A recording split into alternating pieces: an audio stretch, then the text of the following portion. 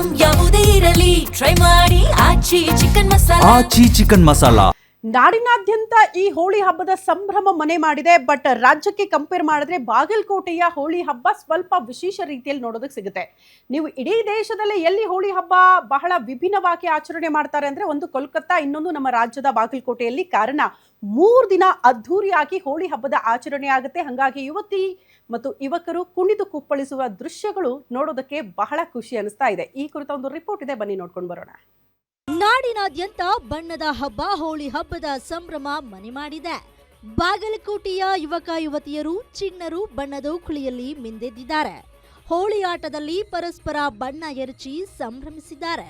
ಗಲ್ಲಿ ಗಲ್ಲಿಗಳಲ್ಲಿ rain dance ಹಾಗೂ DJ ಸೌಂಡಿಗೆ ಹೆಜ್ಜೆ ಹಾಕಿ ಕುಣಿದು ಕುಪ್ಪಳಿಸಿದ್ದಾರೆ. ನಿನ್ನೆಯಿಂದ ಬಾಗಲಕೋಟೆ ಐತಿಹಾಸಿಕ ಹೋಳಿ ಬಣ್ಣದಾಟ ಆರಂಭಗೊಂಡಿದೆ. ಬಾಗಲಕೋಟೆ, ನವನಗರ, ವಿದ್ಯಾಗಿರಿಯಲ್ಲಿ ಯುವಕ ಯುವತಿಯರು ಬಣ್ಣದಲ್ಲಿ ಮಿಂದೆದ್ರು. ಮಕ್ಕಳ ಜೊತೆ ತಾಯಂದಿರು ಡಿಜೆ ಸೌಂಡಿಗೆ ಸಖತ್ತು ಸ್ಟೆಪ್ ಹಾಕಿ ಹೋಳಿ ರಂಗಿನಾಟ ಸಂಭ್ರಮಿಸಿದ್ರು.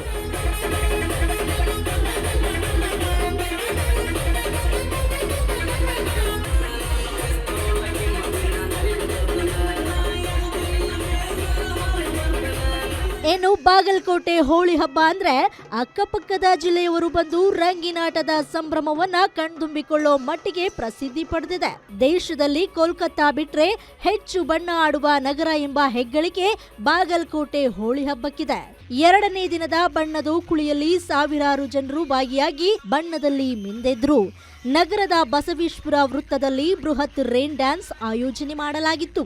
ಅಲ್ಲಿ ಮಹಿಳೆಯರಿಗೂ ಪ್ರತ್ಯೇಕ ವ್ಯವಸ್ಥೆ ಕಲ್ಪಿಸಲಾಗಿತ್ತು.